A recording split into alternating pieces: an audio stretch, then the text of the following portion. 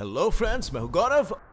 और जरा ये देखो, हमारे देश के प्रधानमंत्री मोदी जी इंडिया में तो पॉपुलर थे ही, मगर अब इन्होंने इंटरनेशनली यानी यूएस, यूके, ऑस्ट्रेलिया जैसे 13 देशों के लीडर्स को पॉपुलैरिटी की रेस में दूसरी बार हराकर 70% अप्रूवल रेट लाया है।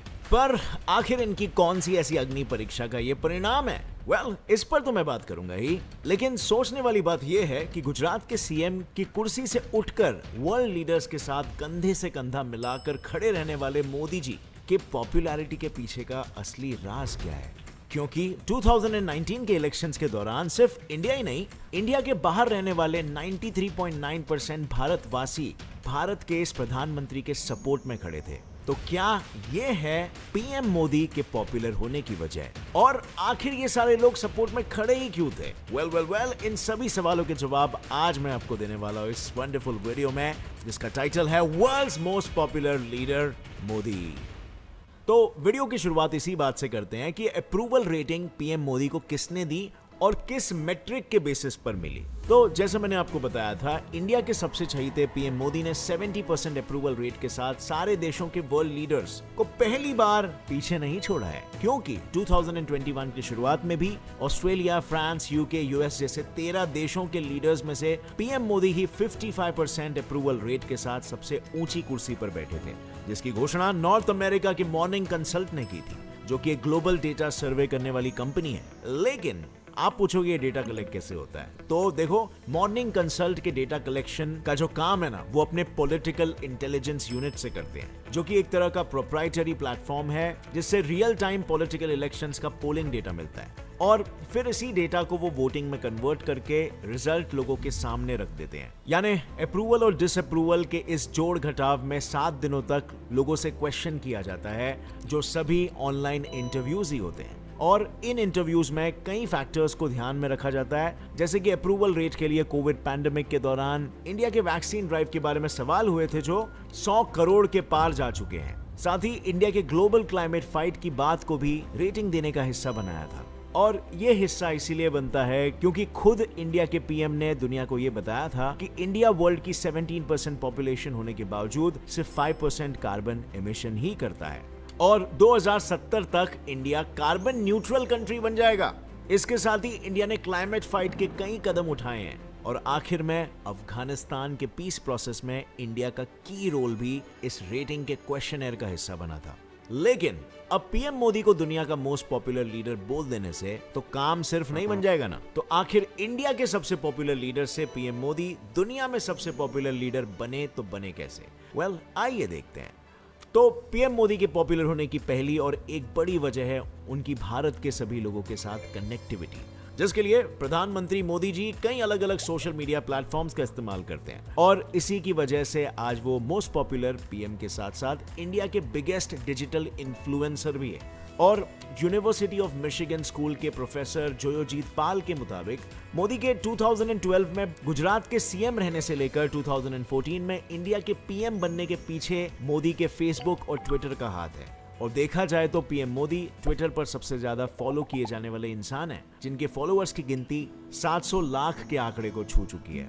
वहीं फेसबुक पर उनके 440 लाख से ज्यादा फॉलोअर्स है, 87 लाख से ज्यादा यूट्यूब पर फॉलोअर्स है, और इंस्टाग्राम पर फॉलोअर्स की गिनती 560 लाख के पार है। पर जहां एक तरफ सोशल मीडिया पर रहकर वो देश और दुनिया से कनेक्टिविटी बढ़ाते हैं, वहीं हर शहर, हर गांव के कोने कोने में पहुंचने के लिए पीएम मोदी मन की बात का सहारा लेते हैं। और 2014 के एक सर्वे में पता चला था कि उनके 19 भाषाओं में चलने वाले मन की बात पॉडकास्ट को सुनने के लिए 66.7% पॉपुलेशन एंगेज करती है, जिसमें मुंबई और चेन्नई जैसे बड़े शहरों का नाम भी शामिल है। इन सभी प्लेटफॉर्म से वो देश और दुनिया के सभी लोगों से जुड़े रहते हैं। और अब जैसे टोक्यो पैरालंपिक्स के जैवलिन थ्रो में गोल्ड मेडल जीतने वाले सुमित अंटिल को पीएम मोदी ने ट्विटर पर बधाई दी थी, पर सिर्फ जाने माने लोग ही नहीं, पीएम ने आम लोगों की आवाजों को भी सुना है, जैसे ये। Thank you so much sir. Thank you so much sir. और सिर्फ वो ऑनलाइन ही नहीं, लोगों से रियल लाइफ में भी उतने ही कनेक्टेड रहते हैं। लेकिन अगर एक लाइन में ये कहना हो कि देश के लोगों को और देश के यूथ को पीएम मोदी पर इतना भरोसा क्यों है, तो इसकी एक बड़ी वजह उनके नेतृत्व में लिए गए सेफ्टी और सिक्योरिटी मेजर्स है, जैसे पुलवामा अटैक के बाद उठाए पीएम मोदी के कदम। अब बढ़ते हैं पीएम मोदी के सबसे लोकप्रिय होने के सेकेंड रीजन की तरफ, जो और कुछ नहीं है पर उनकी फॉरेन कंट्रीज में बसे इंडियंस के बीच की पॉपुलैरिटी है। मतलब अब खुद ही सोचो, 2014 में पीएम मोदी के पहली बार पीएम बनने पर 22,000 मोदी सपोर्टर्स ने न्यूयॉर्क के मैडिसन स्क्वायर गार्डन में मोदी की विक्ट्री को सेलिब्रेट किया था। यही नहीं, कई दर्जन इंडियंस जर्सी सिटी के स्वीट शॉप्स के बाहर नाइट लॉन्ग फोन रैली करके 2019 में अपने परिवारों को नरेंद्र मोदी को वोट देने के लिए भी जमा हुए थे। और यूनाइटेड स्टेट के कई सारे हिस्सों में flash mobs, car rallies, time square और गोल्डन गेट ब्रिज पर फोटो ऑप्स यानी फोटो अपॉर्चुनिटीज, आसान भाषा में कहे तो मोदी के साथ फोटो खिंचवाने के जैसे कई अलग अलग इनिशिएटिव्स लिए गए थे ताकि पीएम मोदी एक बार फिर से इंडिया के पीएम बन जाए। लेकिन अगर आप भी इस सोच में खोए हुए हो कि आखिर फॉरेन में रहने वाले इंडियंस के ऊपर हमारे देश के पीएम की कौन सी दीवानगी छाई हुई है, तो मैं आपको बता दूं, इसकी एक बड़ी वजह तो मोदी की इंडिया से बाहर रहने वाले इमिग्रेंट्स के लिए बनाई सुविधा और सेफ्टी की पॉलिसीज है। दूसरा, पीएम मोदी ने 2019 के मैनिफेस्टो में इन इमिग्रेंट्स के लिए ई वीजा और फॉरेन फंडिंग अलाउंस जैसी सुविधा करने की तैयारी की थी। इसके अलावा इंडिया से दूर रहने के बावजूद अपनी मिट्टी से प्यार करने वाले देशवासियों को मोदी के इंडिया को एक मॉडर्न एफिशिएंट कंट्री बनाने का सपना अच्छा लगता है। अब मोदी जी की देश विदेश के वासियों के बीच की पॉपुलैरिटी से बढ़ते हैं हमारे अगले रीजन पर, यानी पीएम मोदी दुनिया भर के लीडर्स के बीच पॉपुलर क्यों है। पीएम मोदी के 2014 से लेकर अब तक चली आई एक के बाद एक होने वाली विश्व यात्राओं को तो आपने देखा ही होगा, क्योंकि 2014 में इंडिया के पीएम बनते ही उनका सबसे बड़ा एजेंडा फॉरेन पॉलिसीज को मजबूत करना था। इसीलिए उन्होंने इंडिया की कई फॉरेन पॉलिसीज को बेहतर बनाया ताकि अच्छे फॉरेन रिलेशंस, अच्छे ट्रेड, अच्छे इंफ्रास्ट्रक्चर का डेवलपमेंट हो सके। जैसे सन 1991 में लुक ईस्ट पॉलिसी शुरू की गई थी, जिसे अब एक्ट ईस्ट पॉलिसी बना दिया गया है, जिससे India south east Asian countries जैसे इंडोनेशिया, फिलीपींस, बर्मा, थाईलैंड के साथ अपने इकोनॉमिक और स्ट्रेटेजिक रिलेशंस बेहतर करके इंडिया पर रिपब्लिक ऑफ चाइना के इन्फ्लुएंस को काउंटर वेट यानी कि बैलेंस करता है। साथ ही पीएम मोदी ने नेबरहुड फर्स्ट पॉलिसी, जो इंडिया के साउथ एशियन कंट्रीज जैसे अफगानिस्तान, बांग्लादेश, भूटान, नेपाल, पाकिस्तान, श्रीलंका और मालदीव्स के साथ बेहतर और पीसफुल रिलेशन बनाने में भरोसा रखते हैं, उसे भी बढ़ावा दिया, क्योंकि इसमें इंडिया और इन सभी देशों के इकोनॉमी से लेकर टेक्नोलॉजी, डिफेंस सिक्योरिटी और एनवायरनमेंट और क्लाइमेट चेंज में को डेवलपमेंट लाने की पॉलिसीज है, जिसमें सार्क, SACEC, BBIN जैसे इनिशिएटिव्स आते हैं। और इसके साथ ही पीएम मोदी ने इंडिया के लिंक वेस्ट पॉलिसी को भी बढ़ चढ़कर आगे बढ़ाया, जिसमें इंडिया का main focus middle eastern countries जैसे सऊदी अरेबिया, UAE, इजराइल के साथ इंडिया के रिलेशंस को सुधारना था, क्योंकि इंडिया का 2/3 तेल इन्हीं देशों से आता है। लेकिन ध्यान देने वाली बात तो यह है कि पॉलिसीज तो कई सालों से इंडिया में थी, पर कोई इन पर ध्यान ही नहीं दे रहा था। मगर पीएम मोदी ने ब्रिक्स समिट यानी Brazil, Russia, India, China, south Africa के इवेंट पर वासुधैवा कुटुंबकम की बात सिर्फ कही नहीं थी, बल्कि उन्होंने पूरे विश्व को एक परिवार के रूप में देखा भी था। तभी तो इजराइल, जो आज इंडिया के साथ पार्टनरशिप में कई प्रोजेक्ट्स चला रहा है, जहां पिछले 25 सालों से कोई नहीं गया था, वहां पीएम मोदी 25 सालों में पहुंचने वाले सबसे पहले पीएम थे। और आज इंडिया और पाकिस्तान की हालत जैसे भी है, पीएम मोदी के 2015 में पाकिस्तान जाने से पहले भी 2004 से वहां हमारे कंट्रीज के लीडर का पहुंचाना नहीं हुआ था। इसके साथ साथ ही आज यूएस प्रेसिडेंट से लेकर ऑस्ट्रेलिया, ब्रिटेन, रशिया, इन सारे ही देशों के लीडर पीएम मोदी को एक अच्छे और सच्चे लीडर के साथ एक अच्छा दोस्त भी मानते हैं।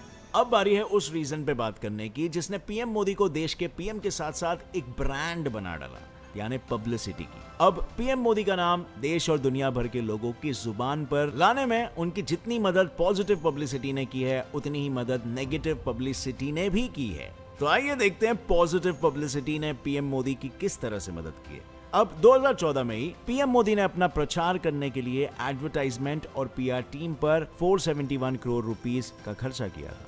लेकिन इतने खर्चे की जरूरत आखिर क्यों पड़ी थी? क्योंकि 2014 में पीएम मोदी और पीएम की कुर्सी के बीच में 3 मुश्किलें खड़ी थी। एक ये कि वो एक रीजनल ब्रांड थे जिन्हें नेशनल ब्रांड बनाया जा रहा था। दूसरा, जेनरेशन गैप, क्योंकि वो 63 इयर्स के थे और 15 करोड़ जितने वोटर्स इंडिया में पहली बार वोट देने वाले यूथ थे। और तीसरी मुश्किल थी सन 2002 में हुए एंटी मुस्लिम रायट, जिसका धब्बा मोदी के ऊपर से हटा नहीं था, पर उनके टीम ने जी जान लगाकर उनकी मुश्किलें खत्म की। जैसे पहली मुश्किल को हल करने के लिए मोदी ने 470 पॉलिटिकल रैलीज और 5000 इवेंट्स को अटेंड किया। यूथ को एड्रेस करने के लिए कई कॉलेजेस में स्पीचेस दी। वहीं सोशल मीडिया का भी मोदी की टीम ने पूरा सहारा लिया, जहां मैक्सिमम नंबर ऑफ यूथ मौजूद थे। और फाइनली मोदी के नाम पर से एंटी मुस्लिम रायट का धब्बा हटाने के लिए बीजेपी सपोर्टर्स ने मोदी को कोर्ट से मिले क्लीन चिट का सहारा लिया। पर जैसे मैंने बताया था, नेगेटिव पब्लिसिटी ने भी उनको जीत दिलाई।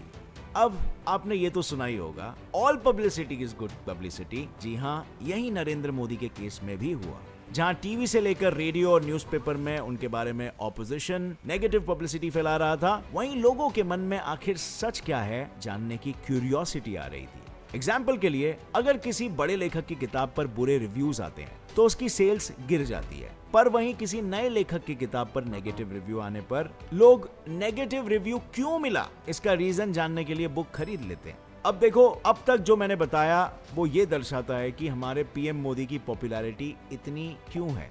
लेकिन अब बारी है आपको ये बताने की, मॉर्निंग कंसल्ट जिसने, जैसे मैंने बताया था, पीएम मोदी को 70% अप्रूवल रेटिंग दी थी, वो सिर्फ 2126 लोगों के डेटा सैंपल पर ही आधारित था। इंडिया के पीएम मोदी की अप्रूवल रेटिंग को इंडिया के 138 करोड़ लोगों में से सिर्फ 2126 लोगों की गिनती। अब ऑब्वियसली उन्होंने सैंपल साइज सोच समझकर चुना होगा कि वो इंडिया की डाइवर्स पॉपुलेशन को जितना हो सके, जितने हद तक हो सके, एक्यूरेटली डाइवर्सिफाई कर सके। बट आप खुद ही समझ सकते हो कि ये डेटा 100% एक्यूरेट तो फिर भी नहीं होगा। तो आपका इस रेटिंग के बारे में क्या सोचना है वो आप मुझे नीचे कमेंट सेक्शन में बता सकते हो। साथ ही आपका क्या ख्याल है नरेंद्र मोदी जी को लेकर, नीचे कमेंट सेक्शन में लिखना। और अगर आपको इस वीडियो से कुछ भी नया सीखने मिला तो एक लाइक जरूर ठोकना। Get set fly fact channel को भी सब्सक्राइब कर लो और बेल नोटिफिकेशन दबाओ, ताकि आगे आने वाली हमारी कोई भी वीडियो की अपडेट आप मिस ना कर सको और सदा अपना ज्ञान बढ़ाते रह सको।